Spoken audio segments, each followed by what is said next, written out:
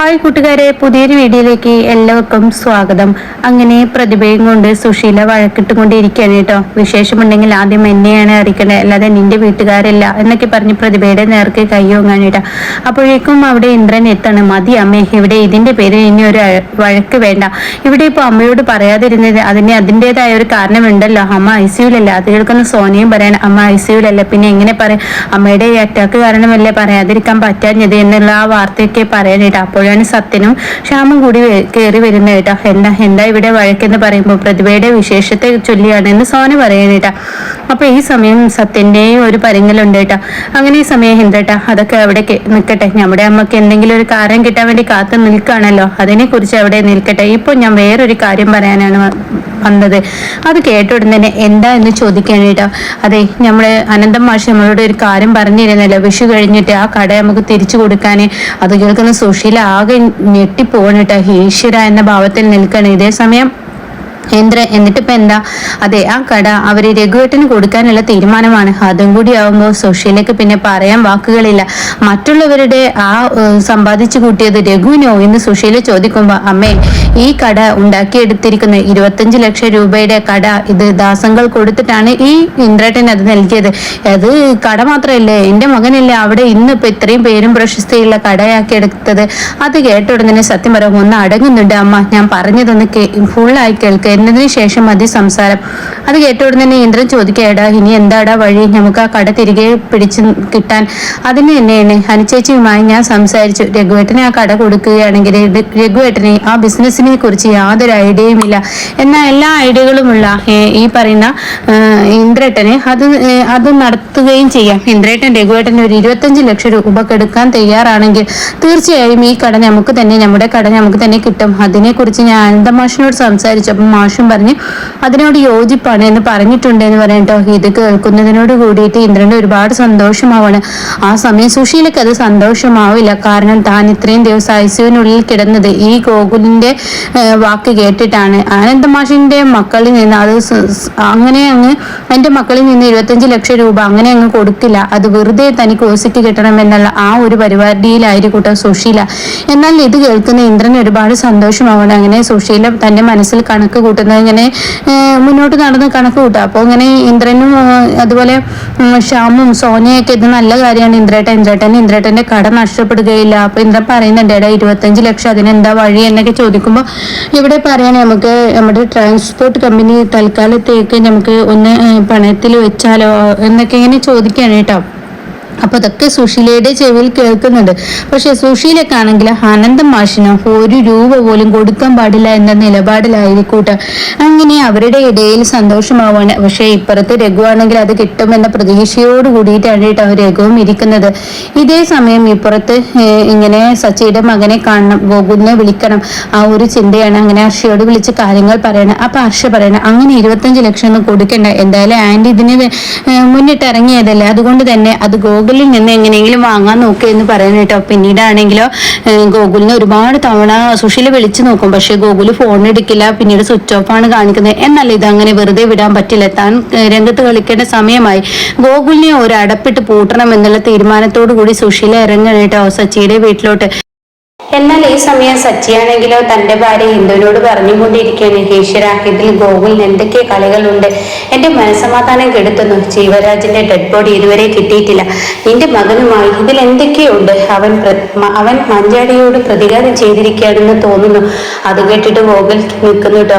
ഗോകുലാണെങ്കിലോ അച്ഛന് സംശയം തോന്നിയിട്ടുണ്ട്. തീർച്ചയായും ഇതിന് എന്തെങ്കിലും പ്രതിവിധി ചെയ്യണമെന്ന് പറയുമ്പോഴാണ് ഉമ്മറത്ത് ആരോ ഗേറ്റ് തുറക്കുന്ന ഒരു ശബ്ദം കേൾക്കുന്നു കേട്ടോ. പിന്നീടാണെങ്കിലോ ഗോകുല് ഗേറ്റിന് വെളിയിലൂടെ തന്റെ വീടിന്റെ വിൻഡോയിലൂടെ നോക്കുമ്പോൾ കാണുന്ന കാഴ്ച സുശീലയുടെ ആ വരവാണ് കേട്ടോ. 1.5 വരവ്. ആകെ മൊത്തത്തിൽ ഉറഞ്ഞു തുള്ളുന്ന സുശീലയെ കാണുമ്പോൾ ആകെ പേടിച്ചു പോവാണ് ഗോകുല്.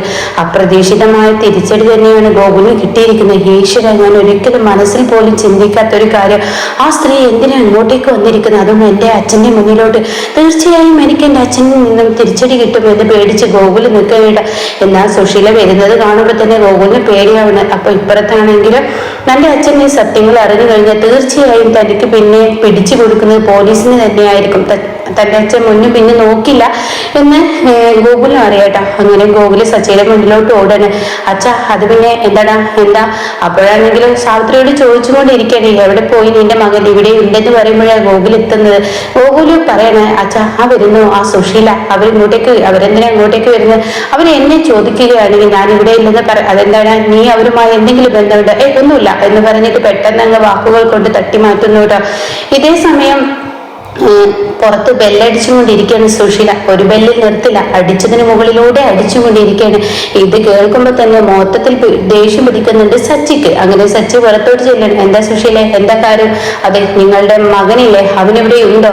എന്തിനാ എന്റെ മകനും നീയുമായി ഒരു ബന്ധം? അത് ഞാനും അവനുമായി ഒരു കാര്യം പറഞ്ഞു വെച്ചിട്ടുണ്ട്. അവൻ എന്നോട് അത് ചെയ്തു തരികയാണെങ്കിൽ ഈ സുശീല പിന്നെ ഇങ്ങോട്ടേക്ക് വരില്ല. അല്ല എങ്കിൽ സുശീല ആരെന്ന് ശരിക്കും അറിയാം. എന്താ സുശീല, നീയും എന്റെ മകനുമായ ഒരു ബന്ധം, അതെന്താന്ന് എന്നോട് തുറന്നു പറഞ്ഞാലല്ലേ എനിക്കിതിന് പരിഹാരം ഉണ്ടാക്കാൻ കഴിയുള്ളൂ. അതെന്തായാലും ഇപ്പൊ ഞാൻ പറയത്തില്ല എന്ന് പറഞ്ഞില്ലേ. നിങ്ങൾ ആദ്യം ചെയ്യേണ്ട കാര്യം, ഈ പറയുന്ന ഗോകുല് എനിക്ക് ചെയ്തു തരാ എന്ന് പറഞ്ഞിട്ടുള്ള ആ കാര്യം അവൻ ചെയ്തു തന്നിട്ടില്ലെങ്കിൽ തീർച്ചയായും ഇതിനൊരു തിരിച്ചടി ഞാൻ നൽകിയിരിക്കുമെന്ന് പറഞ്ഞ് സുശീല പോവാനിട്ട.